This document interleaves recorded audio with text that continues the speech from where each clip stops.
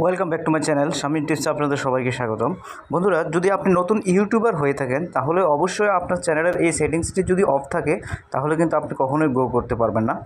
আজকে আপনাদেরকে একটি গুরুত্বপূর্ণ সেটিংস দেখাবো। আসলে যে সেটিংসটি যদি আপনি ঠিক না করেন তাহলে কিন্তু আপনি নতুন ক্রিয়েটর হিসেবে আপনার ভিডিওগুলো ভালোভাবে সাজেস্টিং করবে না ইউটিউব, এবং ভিউজও আপনি পাবেন না। সেই সেটিংসটা 100% লোকের মধ্যে 90% লোকেই জানে না মূলত এই সেটিংসটা। সেই সেটিংসটাই আজকে আপনাদের সাথে শেয়ার করব। আমি Youtubeভ স্টুডিওতে চলে আসলাম।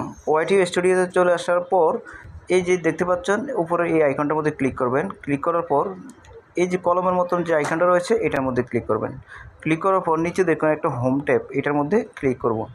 ক্লিক করার পর এখানে দেখুন একটা মোর সেটিংস, এটার মধ্যে ক্লিক করুন।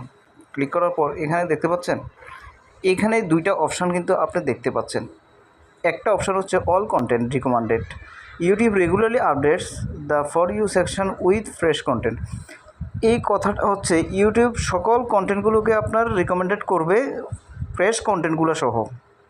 ফ্রেশ কন্টেন্ট বলতে ওগুলো বোঝাচ্ছে যেগুলো নতুন করে আপলোড করবেন, ওই কন্টেন্টগুলো সহ আগের কন্টেন্টগুলো ইউটিউব রিকমেন্ডেড করবে।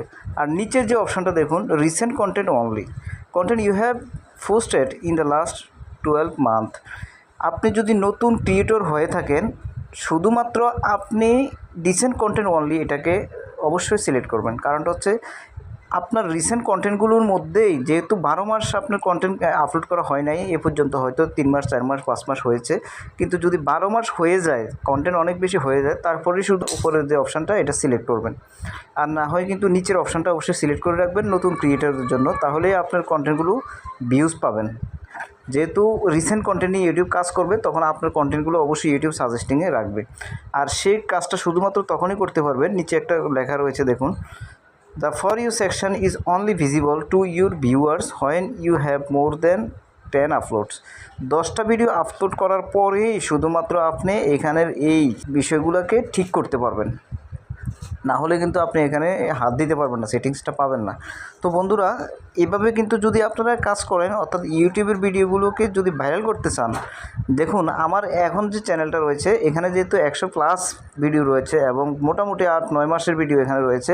তো এতদিন পর্যন্ত আমি কিন্তু রিসেন্ট কন্টেন্ট অনলি এটাই রেখেছি। যখন মনিটাইজেশন হয়ে গেল চ্যানেলটা, তারপরে কিন্তু আমি কী করলাম, অল কন্টেন্ট এটার মধ্যে দিয়ে দিলাম। কারণ আমার এখানে অল কন্টেন্ট দরকার, অর্থাৎ 1 বছর 2 বছর আগের ভিডিও এখানে ইউটিউব সাজেস্টিং করবে। তো ইউটিউবে অ্যালগোরিদম চেঞ্জ হইতে একটু সময় লাগবে। আপনি যদি শুরুতেই 10টা ভিডিও আপলোড করে থাকেন, বা দেখা গেছে আপনি অল্প কয়েকটা ভিডিও আপলোড করেছেন এবং আপনার চ্যানেলটা নতুন, তাহলে আপনি অবশ্যই নিচের এটা কিন্তু সিলেক্ট করে রাখবেন। তাহলে দ্রুত আপনি গ্রো করতে পারবেন আপনার চ্যানেলটা, ভিউজ পাবেন। আর যদি আপনি এই সিলেক্টটা ঠিকভাবে না করতে পারেন তাহলে কিন্তু আপনি ভিউজ এখানে পাবেন না। তো এটা খুবই গুরুত্বপূর্ণ বন্ধুরা। ভিডিওটি কেমন লেগেছে, যদি একটু ভালো লেগে থাকে অবশ্যই চ্যানেলটিকে সাবস্ক্রাইব করুন বন্ধুরা। ভালো থাকুন, সুস্থ থাকুন, দেখা হবে নেক্সট কোনো ভিডিওতে। আল্লাহ হাফেজ।